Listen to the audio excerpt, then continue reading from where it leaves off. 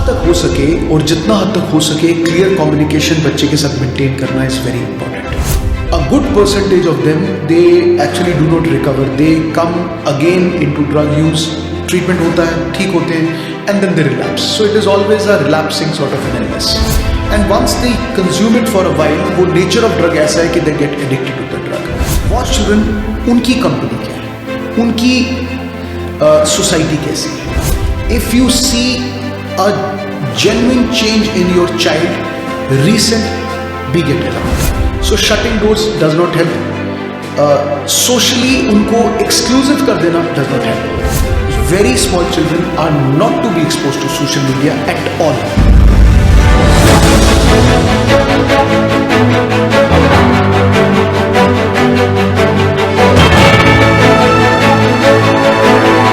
जीने के लिए ये जिंदगी ना बहुत कम पड़ जाती है। हाय नमस्कार, मेरा नाम है श्वेतमा और आज directorate of information and public relations के इस इनिशिएटिव इंस्पायर के इस खास सेशन में मेरे साथ है doctor Manu Arora, psychiatrist, head of department, government medical college Jammu, और 25 साल से सर सर्व कर रहे हैं हमारी सोसाइटी को। और सर आज हम इकट्ठे हुए हैं एक बहुत इंपॉर्टेंट टॉपिक पे बात करने के लिए, that is drug abuse. Yes. तो सबसे पहले तो मैं आपके पर्सपेक्टिव से जानना चाहूंगी कि करंट स्टेटस अगर हम समझना चाहें कि किस एज ग्रुप के बच्चे या किस तरह के केसेस आप हर रोज फेस करते हैं। देखिए, कोई ऐसा टाइम था आज से कुछ साल पहले जब हम लोग बहुत लिमिटेड जो ड्रग्स के केसेस देखते थे। तब ये प्लेस हमारी जैसी जगह है, this used to be a transit place. मेरा कहने का मतलब ये है कि drugs used to be transported throughout a state to some other places and our state was almost relatively clean. I'm talking about harder drugs जैसे heroin या opioids की बात कर रहा हूँ। बट पिछले कुछ सालों में जैसा हम सोचते नहीं थे उससे ज़्यादा एपिडेमोलॉजिकल वे में और बहुत एक एपिडेमिक वे में ड्रग्स यूजेज हमारी सोसाइटी में बढ़ा है।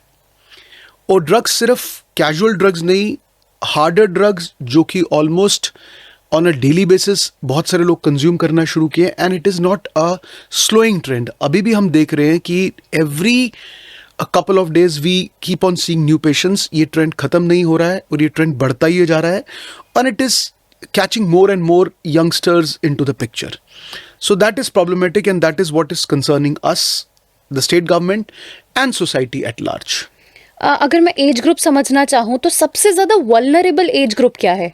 देखिए, to start with it is young adults, somewhere around say about 18 to 25 years, जो लोग फर्स्ट टाइम एक्सपेरिमेंट करते हैं ड्रग के साथ। May be lesser than that also. अभी एक ट्रेंड थोड़ा सा इससे कम बच्चों का भी आ रहा है, स्कूल गोइंग या अर्ली कॉलेज गोइंग स्टूडेंट्स की बात कर रहा हूँ। But once a person gets consumed into drugs and he keeps on using drug for a very very long time, तो ये ट्रेंड अब देख रहे हैं कि बड़े बड़े लोग भी अब जिन्होंने ड्रग शुरू किया था couple of years back, now they have cross 30 but they are still into drugs. So there is also an idea कि कुछ लोग जो ड्रग स्टार्ट करते हैं, a good percentage of them they actually do not recover, they come again into drug use, treatment होता है, ठीक होते हैं, and then they relapse. So it is always a relapsing sort of an illness.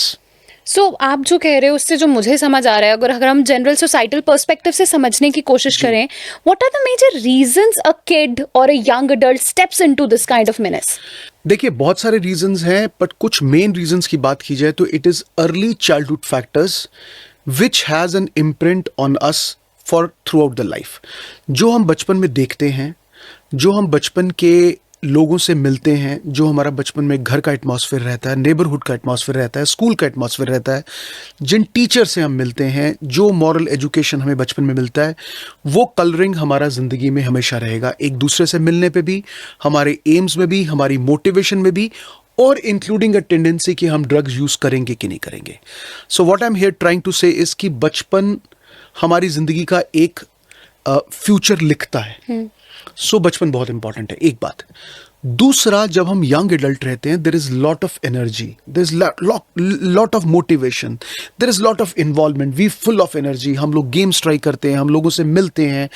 That is an as कि हम अपने आप को एज एडल्ट फॉर्म करते हैं, हमारे चॉइसेस बदलते हैं, हम अपने आप में कुछ फैसले करते हैं अपने फ्यूचर को लेके, पढ़ाई को लेके, प्रोफेशन को लेके, जो हाई एनर्जेटिक फेज होता है, we are very open to our peer group. हमारे दोस्त क्या कहते हैं वो बहुत इंपॉर्टेंट रहता है, हमारे पेरेंट्स क्या कहते हैं, हमारे आसपास के लोग, बड़े लोग क्या कहते हैं, वो लेस इंपॉर्टेंट हो जाता है।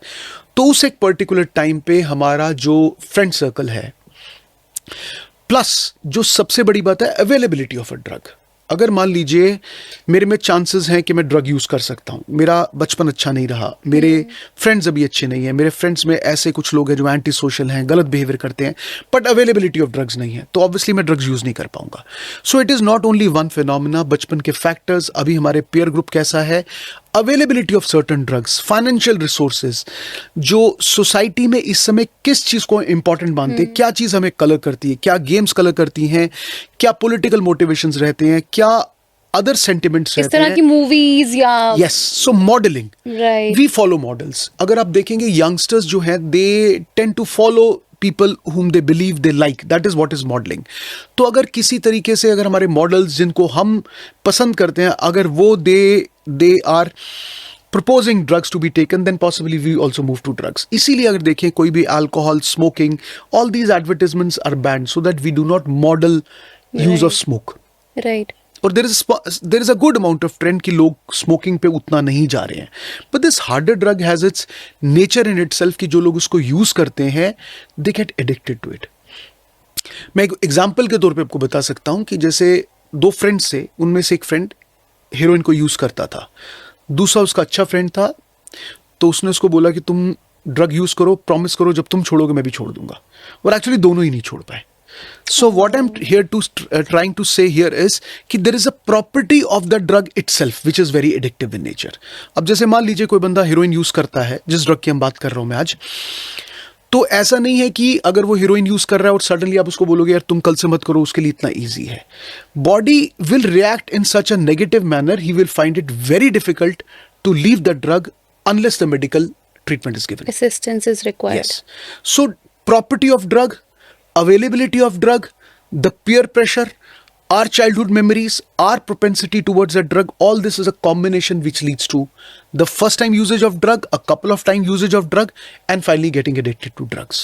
सर एक बहुत कॉमन सिनेरियो की मैं बात करूंगी और जो शायद हमारे इंडियन हाउस होल्ड्स में हमें बहुत कॉमनली देखने को Yes। मिलता है, हमारी वेडिंग्स में या कोई भी स्पेशल सेलिब्रेशंस में alcohol drinking is like very common, है ना। बच्चे के सामने you are taking consuming alcohol और साइमल्टेनियसली आप बच्चे को ये कह रहे हो कि alcohol consumption is dangerous. Yes। So you know parallelly तो बच्चे का कहीं ना कहीं ट्रस्ट फैक्टर इम्पैक्ट होता है इससे, और does it any way relate to? See, parents are the models for children. At least बचपन के बहुत देर तक तो पेरेंट्स ही मॉडल होते हैं। आप जो कहते हैं उससे बहुत कम फर्क पड़ता है, आप जो करते हैं उससे बहुत ज़्यादा फर्क पड़ता है। अगर आप बोलते हैं कि corruption is bad, but then you are involved in corruption practices, you say drugs are bad, but आप drugs ले रहे हैं बच्चों के सामने including alcohol, so जो आप कर रहे हैं वो ज़्यादा impact रखता है मतलब बचपन में as compared to जो आप कहते हैं। So if you want your kids not to take alcohol, not to take drugs, so don't talk about drugs, do not talk about usage of drugs, or do not model the usage of drugs। Right। Talk about not taking drugs। और एक as के बाद parents ये कहने लग जाते हैं usually कि बच्चे हमारी बात नहीं मान रहे हैं, वो हमें समझ नहीं रहे हैं। So is it actually the development stage where they do not understand what parents are trying to convey, या एक्चुअली उन पे वो इन्फ्लुएंस पेयर प्रेशर का या सोसाइटल या उनका इनर बॉडी का डिमांड उस तरह का हो जाता है? देखिए ऐसा है कि मैंने बोला हम लोग एक different developmental stages including physical development and psychological development we go throughout our phases. बचपन का कुछ टाइम हमारा ट्रस्ट पे बहुत डिपेंड करता है। अगर हमको ट्रस्ट मिलता है that creates an effect throughout our lifes. इसी तरीके से जब एडोलसेंस में रहते हैं 18 साल के बाद, 17 साल के बाद, और अर्ली एडल्टहुड में रहते हैं, तो हर चीज़ की इंपॉर्टेंस रहती है, बहुत एनर्जी रहती है। पेरेंट्स जो कहते हैं वो इतना इंपॉर्टेंट नहीं फील होता, जो हमारे साथ के हमारे कोलीग्स कहते हैं, हमारे साथ के जो बच्चे कहते हैं वो ज़्यादा इंपॉर्टेंट होता है। वो हमें किस चीज़ को एक्सपोजर देते हैं, किस चीज़ से हमें एक्सपेरिमेंट करने बोलते हैं, वो बहुत इंपॉर्टेंट होता है. That would include rash driving sometimes, use of alcohol sometimes, and use of harder drugs also at times. So this harder drugs जब से अवेलेबल हुए हैं, so there is a propensity of young adults to give it as an experiment, and once they consume it for a while, वो nature of drug ऐसा है कि they get addicted to the drug. So it is always suggestible not to experiment with drugs. So that is very important. And I think talking about it at homes is very important. Yes. बच्चे को observe करना, बच्चे का behaviour observe करना and accordingly being a friend to the kid is very important. See, एक time पे बच्चे के साथ बहुत ज्यादा लड़ नहीं सकते, so that will evoke a lot of negative attitude. वो बहुत ज्यादा नेगेटिव हो जाएंगे, आप उससे लड़ेंगे, वो वापस लड़ेगा. Right. So कुछ पेरेंट्स जिनको हम बोलते हैं good parent and child fit, they become very friendly, they are very mature, they handle with very ease, और बहुत easy होने से they bring on good models also, इसलिए बच्चे इस तरह के ड्रग्स नहीं यूज करते. There is a clear communication, communication gap नहीं होता है. बच्चे घर में है, कोई बहुत ज्यादा स्ट्रेस नहीं घर पे है. कई बार जॉइंट फैमिलीज हैं जहाँ पे बहुत बच्चे के साथ बड़े एडल्ट्स हैं, वो एक अच्छा मॉडलिंग करते हैं. कई बार जब बहुत न्यूक्लियर फैमिलीज रहती हैं, there only 2 parents, 1 kid, 2 kids, parents are away, they are earning, you don't have check to money, you have access to money, Yeah. and then you have access to drugs also, and then you experiment and you get into drugs.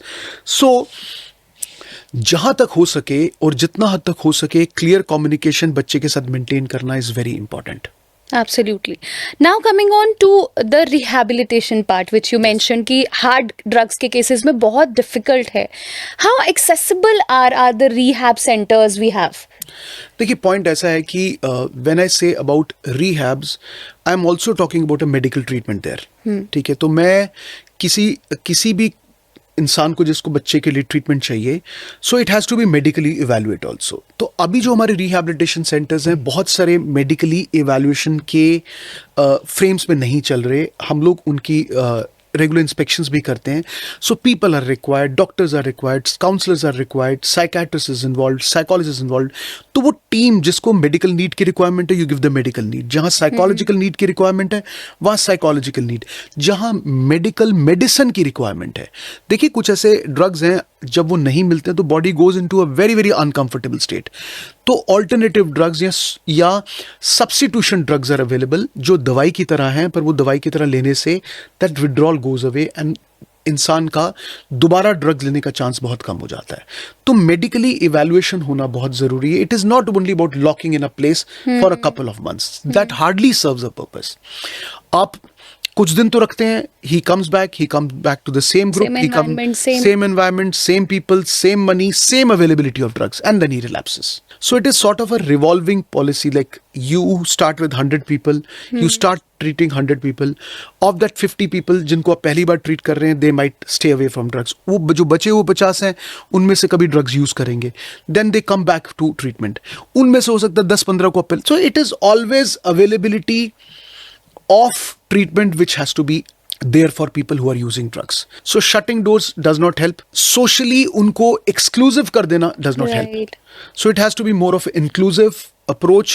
उनको involve करना, उनको treatment में involve करना. Counseling is a very important part of recovery. उसके बिना just locking does not help. So rehabilitation does not mean locking. Rehabilitation does not mean कि उसको कोई treatment की जरूरत नहीं है. It is not only a moral treatment which is required. Sir, I'll quote incidents. I remember, I think 2 years back, 3 years back, मैं एक young लड़के से मिली. He'll be 21-22 Yes. years old.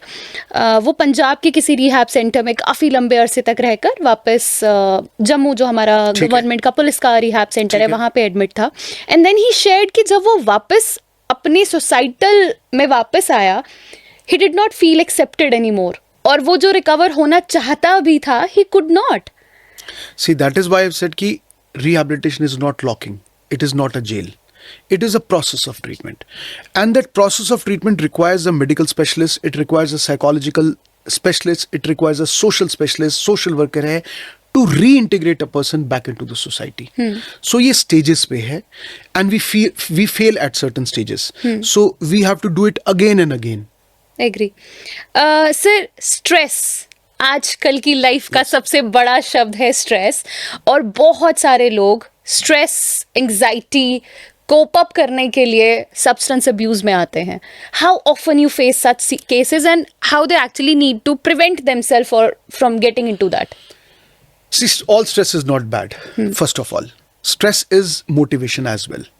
So, some psychological stress, which is also called as eustress. So, good stress. See, अगर आपको stress नहीं कल exams के लिए you will not even आप बुक्स भी नहीं Will not, खोलेंगे right. और इतना पढ़ेंगे भी नहीं. So, stress is all not bad. तो हमें समझना है stress is also is a friend. It's a motivating factor जो हमें motivate करता है लड़ने के लिए, पढ़ने के लिए और आगे जिंदगी Excel में करने कंपटीशन के लिए। करने के लिए भी. सो स्ट्रेस से भागा नहीं जा सकता. सेकेंड पॉइंट इज कि now in a society like India also we are a developing society. Lot of roles are required from a person, required of a parent, required of a child, required of a good performance in a company, in a job. Lot of competition is there. तो अगर आप बोलेंगे कि stress नहीं होगा, वो possible नहीं है. स्ट्रेस को कोप करना डिफिकल्ट रहता है. easiest way is to use drugs. It could be smoking, it could be alcohol, and illegal drugs तो है ही है. So अगर ऑर्गेनाइज रखा जाए, अगर अपने आप को थोड़ा सा प्लान वे में चला जाए और आपके जो गोल्स हैं वो जो बड़े गोल्स हैं उनको शॉर्टर गोल्स में बदला जाए and you do one thing at a time. ज़्यादातर लोग जिनको थोड़ा सपोर्ट अवेलेबल है they manage stress and probably they only do well. तो मुझे लगता है at the level of school, at the level of colleges, at the level of young adults stress के बारे में बात होनी चाहिए. कुछ कोपिंग स्ट्रैटेजीज के बारे में बात होनी चाहिए जो इंडिविजुअली अपने लेवल पे इंसान अप्लाई कर सकता है. सर, बट आई थिंक ये जो social media scrolling and screen time है, this has actually disturbed the regular life patterns. Young adults they are into mess sometimes just because of the usages of phone. कई लोग को घंटों तक phone का usage है और हम कुछ स्टडीज में देखते हैं कि इस लेवल तक का यूजेज है कि अगर कुछ दिन भी बच्चों को मोबाइल से दूर रखा जाए उनके बिहेवियर में चेंज आना शुरू हो जाता है, खासकर young adults. And very small children are not to be expose to social media at all. Zero screen exposure. Up to say about 2 to 3 years, there has to be no screen exposure at all. So that is clear from a medical side. एक perspective है मेरे दिमाग में sir कि हम बच्चों को सिखाना चाहते हैं, but I think as parents they have a bigger role. बच्चों को समझाने से ज़्यादा पेरेंट्स का समझना ज़रूरी है सिचुएशंस को भी, और फिर वो समझ के बच्चों को अच्छे से एक्सप्लेन कर सकते हैं. Like if you want to talk about drug abuse, अगर हम बच्चे को डायरेक्ट ज्ञान देना शुरू करेंगे दे विल बी लाइक भाग जाएंगे. Yes. So how parents need to get aware कि बच्चे के क्या सिम्टम्स आइडेंटिफाई करें and how they actually guide them, या even try to talk to them कि यार बच्चा कहीं गलती से ड्रग अब्यूज में तो नहीं पड़ चुका है. देखिए, पहला ऐसा है कि acceptance is very much required. अगर हम ये सोचें कि हमारे साथ नहीं हो सकता तो ऐसा पॉसिबल नहीं है. किसी के साथ भी हो सकता है. किसी के साथ भी हो सकता है, किसी घर में भी हो सकता है. All of us we are vulnerable. तो ये एक फॉल्स स्टेटमेंट अगर आप दिमाग में रखें ये मेरी प्रॉब्लम नहीं है, then you are just denying the problem, first of all. Second is that you have to keep a watch on your children. उनको आइसोलेशन में मनी दे के, money can not buy time. If you feel कि आपने उसको सिर्फ पैसा दे दिया और आपकी एब्सेंस सब कुछ कर लेगी, ऐसा नहीं होगा. So have to watch your children. Watch children, उनकी कंपनी क्या है, उनकी सोसाइटी कैसी है.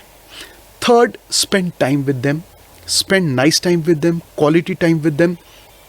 कुछ अर्ली साइंस है जैसे बच्चा दूर रह रहा है, लेट आ रहा है, कुछ उसमें स्मेल्स आ रही हैं, बाथरूम में बहुत टाइम लगा रहा है, ड्राउजी लग रहा है, सुबह बहुत लेट तक उठ रहा है, बहुत एक्सेसिव मोबाइल फ़ोन यूजेज कर रहा है, या उसकी रिसेंटली कंपनी में चेंज दिख रहा है.